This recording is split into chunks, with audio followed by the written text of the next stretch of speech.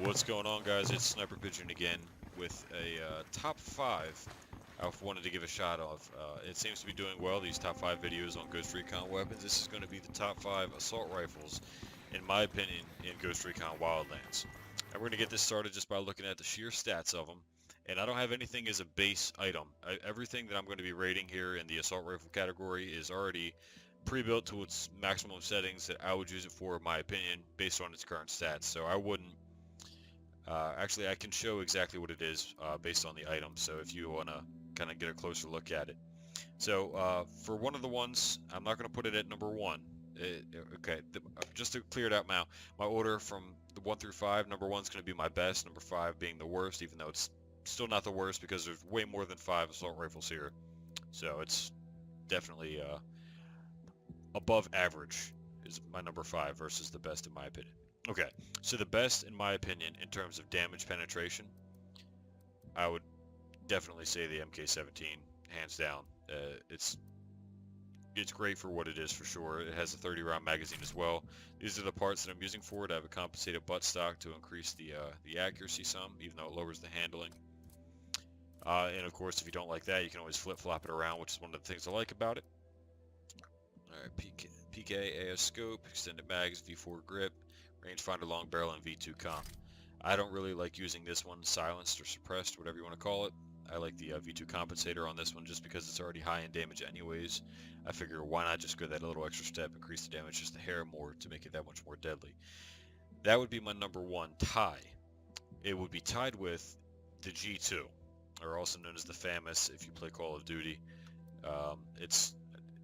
I would tie this with my number 1 as well, just because you have the capability of getting a 50-round magazine versus the 30-round extended magazine on the MK17.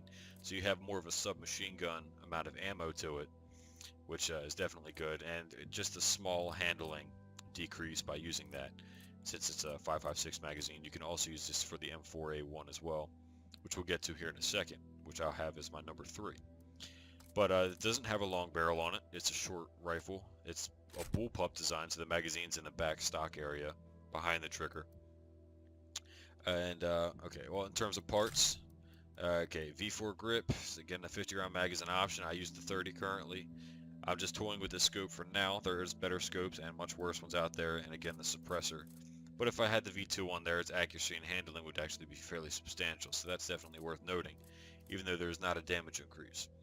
And it's also worth noting that with its current stats, say if I put a V2 comp on this, because I have one on the MK17 now, if I just switch this to the M4, since that's going to be another one, and I compared the G2 to the MK17, there's a clear accuracy, range, and penetration difference between these two, the G2 and that, and of course damage as well.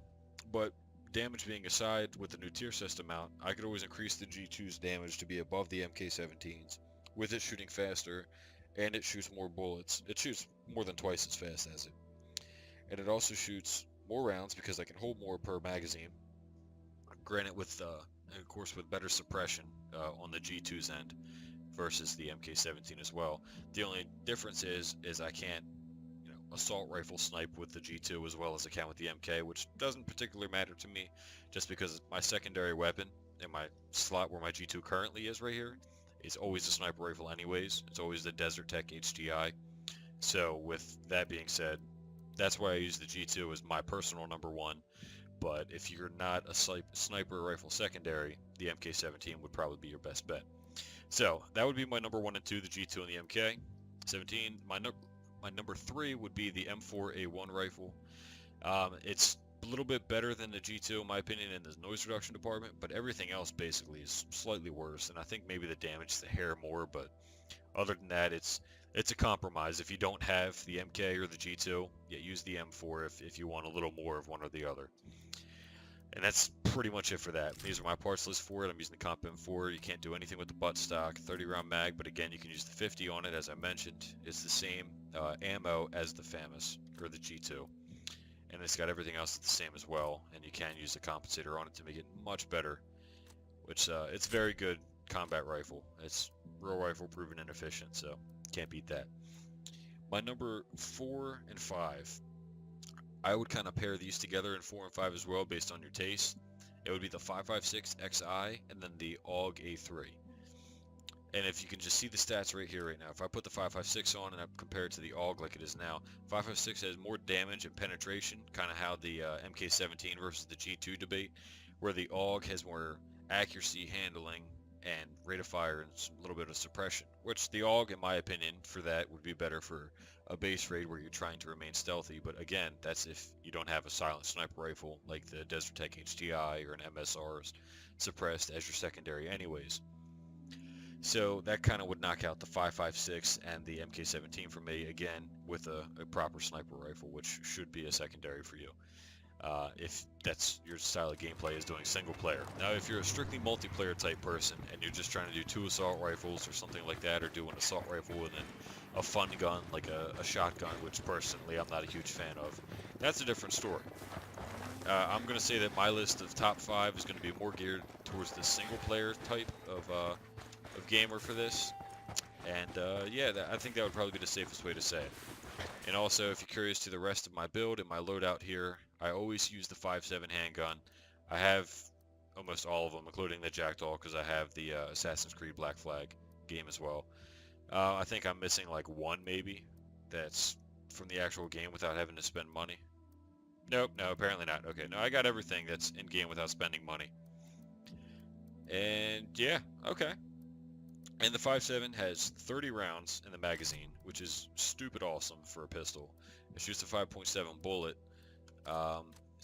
Suppressed. It's got good noise reduction. It's better than my rifle is, or my assault rifle, unless I'm using the G2 again. It's usually better than the assault rifle that I'm using at the time, so I can always switch and then use that as well. I asked the rebels to do a recon of the area.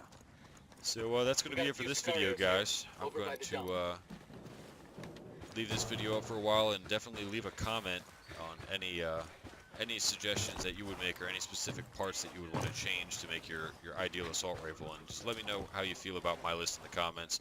Again, this is my opinion, so I'm not expecting anybody else to fully agree with me. And make sure you leave this video a like and subscribe to see more just like